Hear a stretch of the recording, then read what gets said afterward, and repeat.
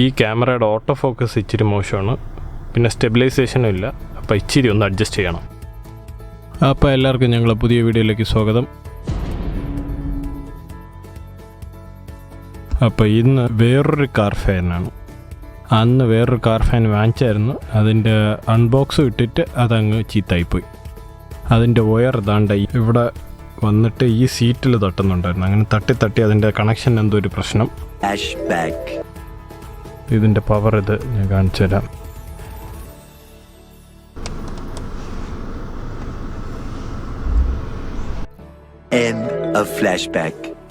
അതുകൊണ്ട് വേറൊരു car fan വാങ്ങിച്ചു.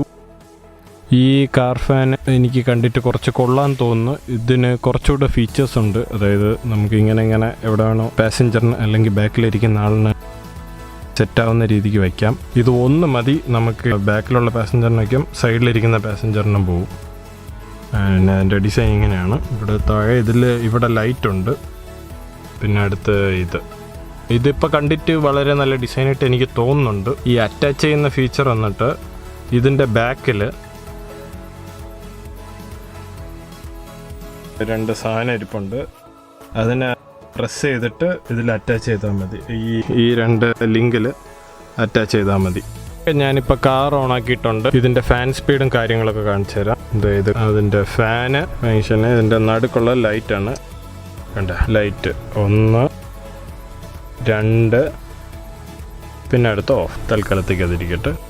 പിന്നെ അതിൻ്റെ അടുത്ത് വേറെ സ്വിച്ച് ഉണ്ട്. ഇപ്പുറത്തൊരു സ്വിച്ച് ഉണ്ട്, അപ്പുറത്തൊരു ബട്ടൺ ഉണ്ട്. ഈ സ്വിച്ച് ഈ സൈഡിലത്തേക്ക് ഫാനിൻ്റെ സ്വിച്ചാണ്. അപ്പം അത് നമുക്ക് ഓൺ ചെയ്യാം. ഇപ്പം ആദ്യത്തത് ഓൺ ചെയ്തു. എൻ്റെ സൈഡിലോട്ട് ഞാനത് വെച്ചിട്ടുണ്ട്. അത്യാവശ്യം കാറ്റ് വരുന്നുണ്ട്. പിന്നെ സെക്കൻഡ് ഇട്ടു, തേർഡ് ഇട്ടു, കാറ്റ് കൂടി, 4ാമത്തത് ഓഫ്. അതേപോലെ അപ്പുറത്തും അവിടെ ഒരു സ്വിച്ച് ഉണ്ട്. അവിടെ 1 2 3 ഹൈ സ്പീഡ് ഓഫ്. എന്നിട്ട് ഇപ്പം 2ഉം കൂടെ ഇട്ടുതരാം. ഇതാദ്യം ഇപ്പം ഇത് കറങ്ങുന്നുണ്ട്, അതേപോലെ അതും കറങ്ങും. ഇവിടെ ഞാൻ പ്രസ് ചെയ്തു, അവിടെ സെക്കൻഡ് സ്പീഡായി, ഇവിടെ സെക്കൻഡ് സ്പീഡായി. ഇപ്പം തേർഡ്, അവിടെയും തേർഡ്. നമ്മൾ വലത്തെ സൈഡ് ഓഫായി, ഇടത്തെ സൈഡ് ഓഫായി. അപ്പോൾ ഈ പ്രോഡക്റ്റിനെ കുറിച്ച് പറയുകയാണെങ്കിൽ ഇത് വളരെ നല്ല ഒരു ആവശ്യമുള്ളൊരു സാധനമാണ് എൻ്റെ അഭിപ്രായത്തിൽ. കാരണം നമ്മളിപ്പോൾ ഉള്ള വണ്ടികളിലൊന്നും ബാക്കിലത്തെ AC വെൻറ്റ് ശരിയല്ല, അധികം കാറ്റ് വരാറില്ല. അതേ കാണിച്ചു തരാം. ഞാനുള്ളത് പഴയ ഒരു ഹോണ്ട സിറ്റിയിലാണ്. അപ്പോൾ ഇതിലുള്ള വെൻറ്റ് ഞാൻ കാണിച്ചു തരാം. ഇതാണ് അതിൻ്റെ വെൻറ്റ്. ഇതിൽ നിന്ന് അധികം കാറ്റ് വരാറില്ല. ചിലവർക്ക് അത് മതിയായിരിക്കും. ചില ആൾക്കാരുടെ ബോഡി നാച്ചുറലി തന്നെ ഹോട്ടായിരിക്കും.